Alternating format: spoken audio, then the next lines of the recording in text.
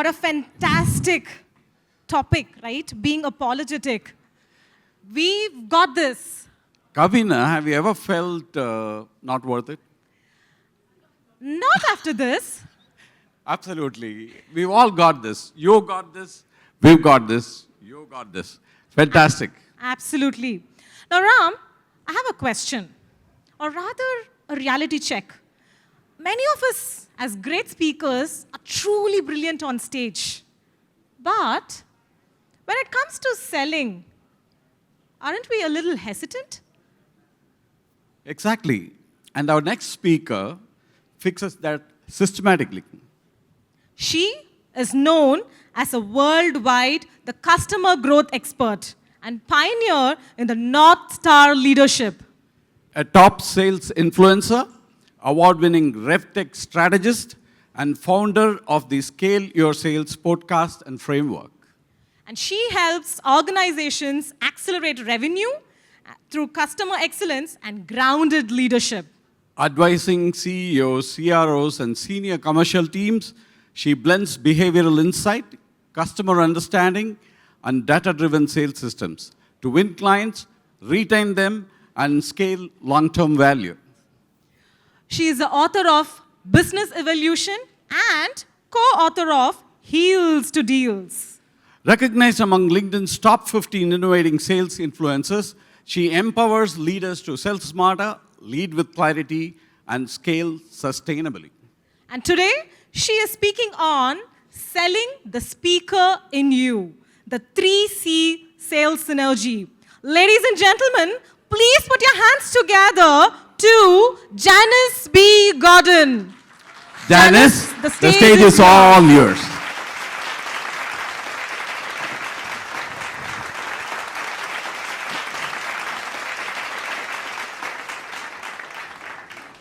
We're in the business of influence.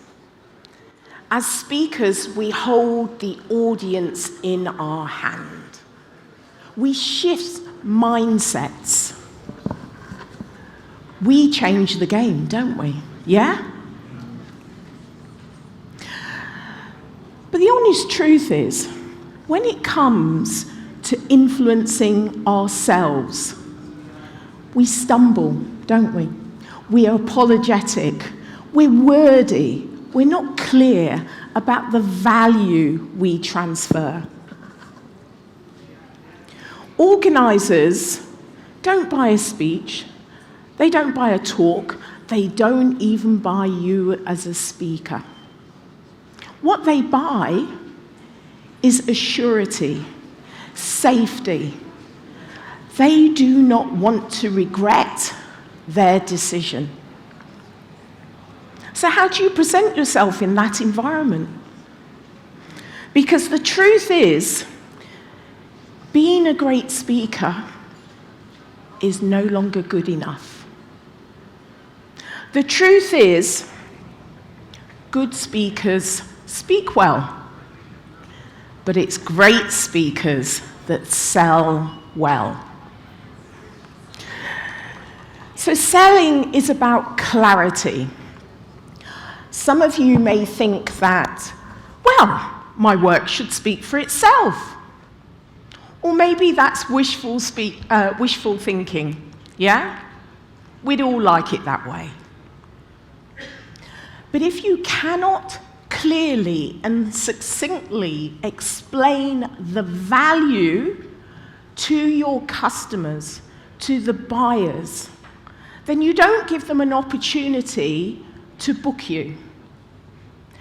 Even as speakers, explaining what we do and how we deliver is often not clear to our fellow speakers, so they can't recommend us.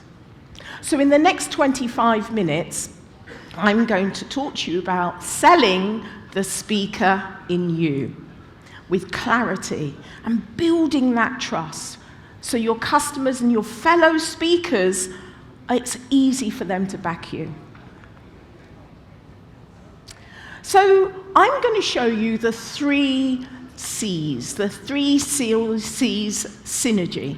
See what I did there? Putting a bit of synergy in there. Connection, collaboration, and compulsion. Connection means you understand the world of your buyers and customers. Collaboration is you're making it easy for them to see your value. And collaboration makes you the obvious choice. But let's first start with see what's happening in the audience, where the challenges are. And if you can, I'd like you to raise your hand to which one of these statements resonates with you the most. Now, if there's more than one statement, I'm happy for you to put your hand up several times. That's fine. No technology, just as humans here. Yes. So, if you're rarely the obvious choice, raise your hand. If this statement, come on, nice and high, if this statement resonates with you, yeah? If you're rarely the obvious choice.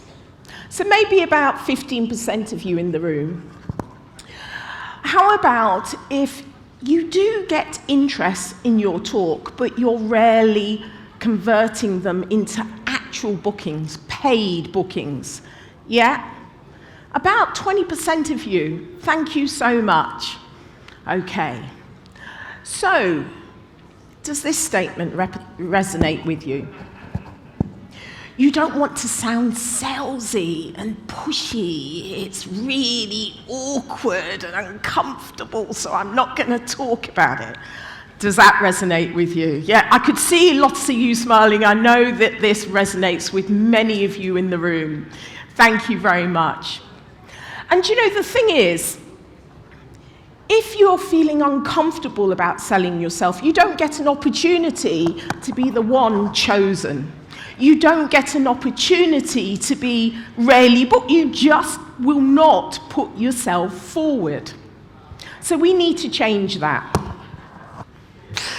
Okay, so let's get started and let's talk about the first C, connection. And the important thing for you to realize is that connection is not about rapport building. Now, I've been in sales since 1990s, a long time. And I remember the first thing that I was told was, you've got to build rapport. Has anyone else heard this about selling? And you have, the first thing is rapport building. Forget it. No one is interested in your small talk. You know, it's kind of uncomfortable. That's the start of feeling uncomfortable and pushy, isn't it? What do I say? How do I build the relationship? They just want you to get straight to it. Remember, the attention span is shortening. So they're not interested in you. They're not interested in rapport building. So how do you open that kind of curiosity? Relevance. They're only interested in you if you understand their world. If they feel comfortable with you. A lot of us here, oh yeah, I get that, but it won't work with me. It won't work in my environment. They really are not convinced that you can solve their problem with your bright, shiny object and it will work in their world because you haven't proven relevance. We jump into, and the mistake we often make is that we lead with what we do. We may even lead with what we do for the customer, and we think we've done a great job, but they're not convinced. They're not convinced, and it's not just about speaking their language, it's also about you conveying the relevance of what you do to their world. So they know the bright, shiny object, product or solution is going to work in their environment. They want a surety. They want safety. They want to feel comfortable. But can you imagine, we're missing the first step. Does this make sense to you? Yeah. You're expecting them to do all the work to apply your bright, shiny object into the environment. You've done none of that work for them. That doesn't work anymore. You have to do the work of relevance. So let me land this a little bit more. So I'm often told that the reason why I'm booked for an opportunity is because I help them see how my solution would work in their environment. Now, let me give you an example. I don't often work with legal firms, but I think it's a good example to demonstrate it. When I work with legal firms, what is the one overriding character or trait in that environment that concerns them above everything else? Did someone say risk? Absolutely. Risk. Risk. They are in the business of risk aversion and mitigation. When you think about it, their firm, their all-consuming view of their business is to protect their value. And the way they do that is from their reputation. The higher the reputation, the higher the value. The largest legal firms with great reputations, they can write their own checks. So this is why they protect their reputation. So they're in the business of protection. Why do people go to them as clients? For protection. They are not going to risk their clients. They write their legal forms in order to protect the clients. They're in the business of risk mitigation and risk reduction. So here I am with my bright, shiny object, going to them saying, I've got the solution. Now, you know as speakers, if you're a leadership speaker, you'll see in different industries certain things that are common, certain problems that are common. So what we tend to do is talk about those problems that we see, and they think, well, that's not going to work here. But actually, the first thing that we need to evidence and prove is that we have relevance in their industry. So you may want to use a template like this where you talk about, what is the problem that you're solving, the audience, partners, or your clients, and how you're going to achieve the change. The thing we often forget is the result. That's what they're interested in, the result. So the way I'd use this template, I'd fill in the gaps for my customers, and I'd want you to do the same. And then I would go back and ensure that I place the relevance in there so that they know this will solve their particular problem. So when we're talking about problem, we'll be using their terminology, that key trait, risk mitigation. When we're talking about the change, we want the change to be particular to their industry. And the result, we often forget the result. We need to put more numbers with results. So, I help partners to gain partnership within their first year of whatever position they may be, and how you might achieve that. And the solution could be that they're able to make decisions 20% faster, in which case they can bill more in a shorter space of time. So they like numbers, they like results. So you often need to put that into the description of what you do for them that's relevant. Does this make sense? Yeah?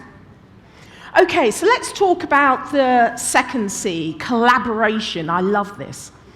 Now, there isn't a shortage of talent in this room. There's an abundance of talent. But often, and especially for newer speakers in the industry, there's a struggle with scarcity. And what I mean about this is that we're just getting started, and I know that applies to many speakers in the room. So what we tend to do is keep everything really close, because we don't want to feel vulnerable and exposed.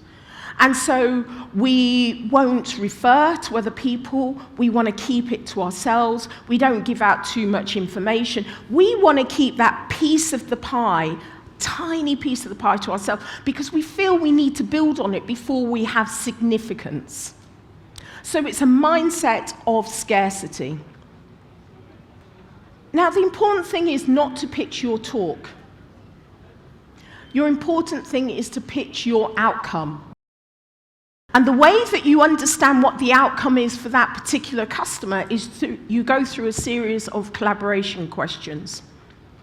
And I use this as an opportunity to bring in other speakers because I clearly understand what the outcome that they're trying to achieve. So collaboration questions may look like, and the obvious one, what's the outcome of the event you're trying to achieve? But that's often where we stop. And we need to delve in a lot deeper. Who's the person writing out the check? What do they want to see? What would great look like from their point of view? And go deeper and deeper and deeper. What does outcome, what does that mean to you? How long do those results need to last? Who else, or is an influencer that wants to see that? Is the results different to them? Then looking at the audience, who they are, and all the questions to categorize the audience. What do you want them to think, feel, and do after the event? Now, I'm not talking about my keynote, I'm talking about the event. I need to get a handle on the event. Then when I'm talking about what part do you want me to play, where do I come in the agenda, who goes before, who's afterwards, and I'm thinking about how I can link what I'm doing with all the before and after. Could I have a conversation with them so that we can better land the outcome of your event? I want to collaborate. And then because I'm firing all this information, I'm actually helping them to define their own event. I'm now becoming that trusted advisor to them that's getting them to think about those deeper questions. And I may come up with lots of ideas that they can make the event better and bringing in people that can help to support them in the event. You've got to make the organizers, your bookers, look great. You've got to make them feel really comfortable with the direction that they're going in. I never create a keynote. I'm creating an outcome. And I'm helping them achieve the bigger outcome. Collaboration is about building trust.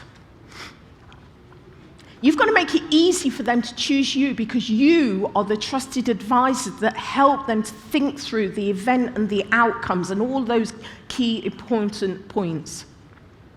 And it's those discovery questions that gets you to identify how you fit into the outcome that they're trying to achieve.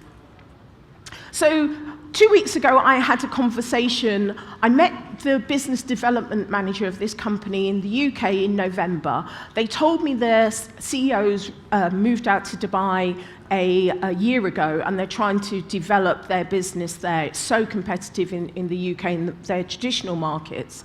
So I said, I'm going to Dubai tomorrow, so it'd be great to have a conversation with him. And he was a bit of a guard, typically. He doesn't want to open me up to the CEO, so he wanted to have a conversation a couple of weeks ago. And he said, I've looked at your profile, I don't know if you fit. And I said, I've looked at my profile as well, and I don't know if I fit, but let's have a conversation.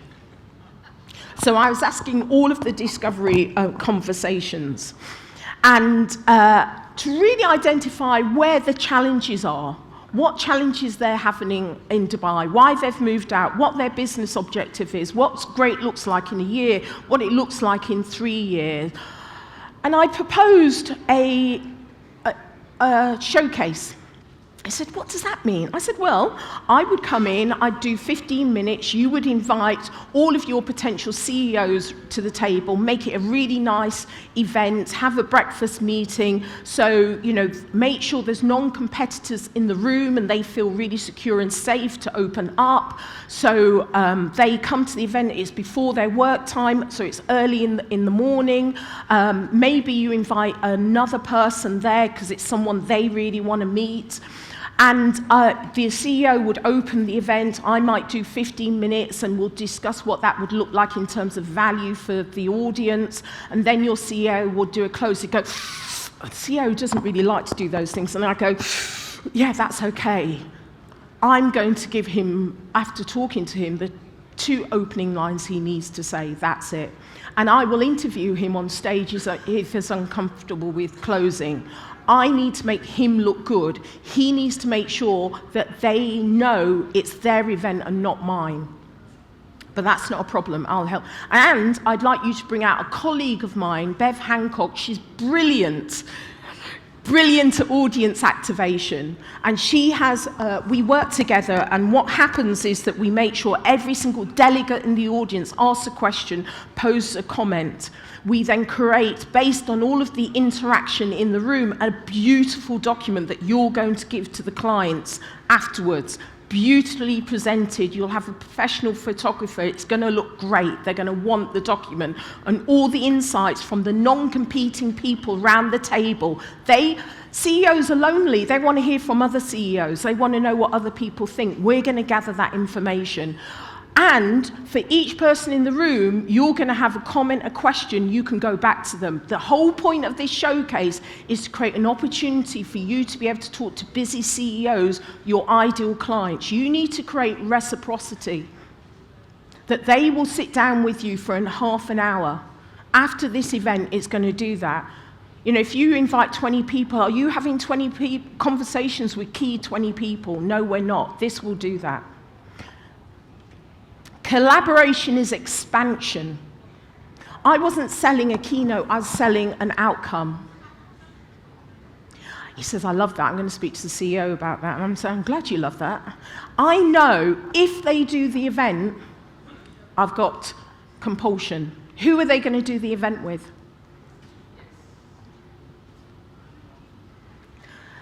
I've done all the work. But it's just been a conversation, it's easy. I'm excited about it. I really want them to do it. I've grown in confidence because I've done so much discovery and asking them questions. I know so much about their business. If you're selling a keynote, it's all about you and you're selling a keynote. We're not doing that anymore. It doesn't work. What we're doing is we're developing a relationship that will go on and on. You're positioned yourself as a trusted advisor. You're designing outcomes for them that they haven't even thought about. You've got them to think a lot deeper. Compulsion gets you chosen. Compulsion is about clarity. Compulsion is about building theirs and your confidence. Remember, traditionally, there's always a short list of 1 or 2 other speakers. Why you? You want to be the only one they're considering because you've done the work. You've created relevance. They know it's going to work in their environment. You've shared the value. You've demonstrated the value. Do you think you're going to be the only one when you do that? Can I get an amen? Yes, absolutely. If you're vague about your outcome and you're not obvious, you're a commodity. And it's all down to price. I'm not negotiating on price. I won't be negotiating with this client either, because the next time I have a call, I'm going to be doing the financial calculation.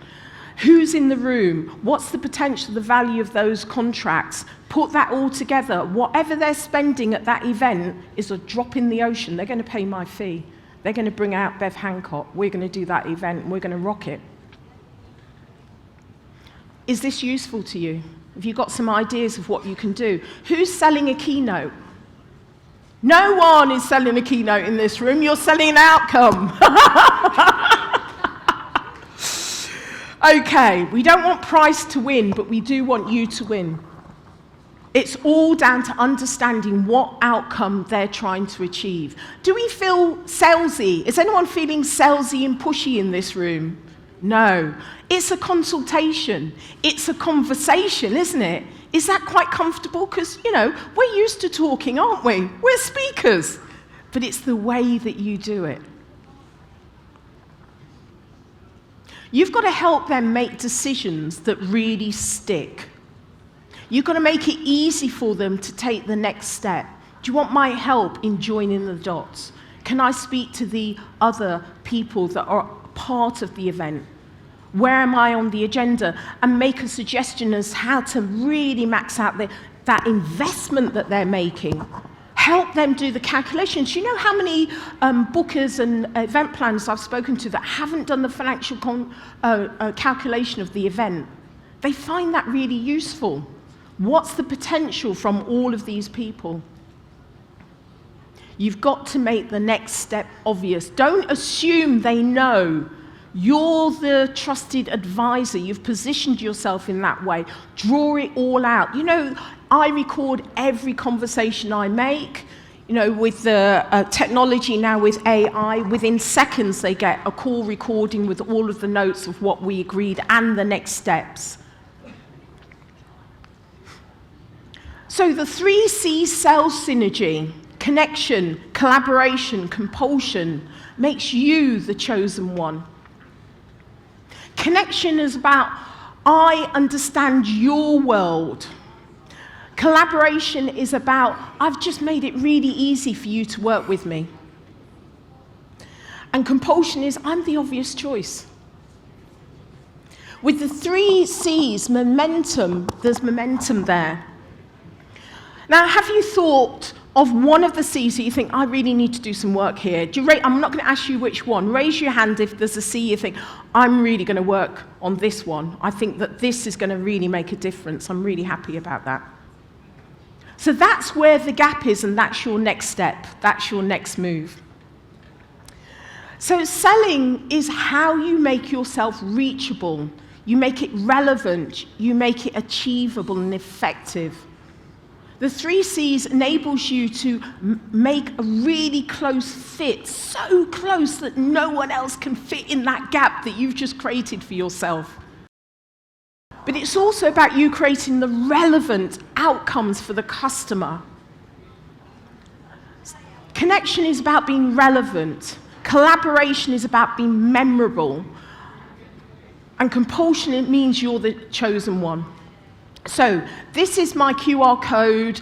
You've had so many takeaways from excellent speakers. You know, there's so much material. I decided, just connect with me on LinkedIn if you're interested. I'm happy to have a call with you. Let's be human, yeah? I don't want you to read more material, yeah?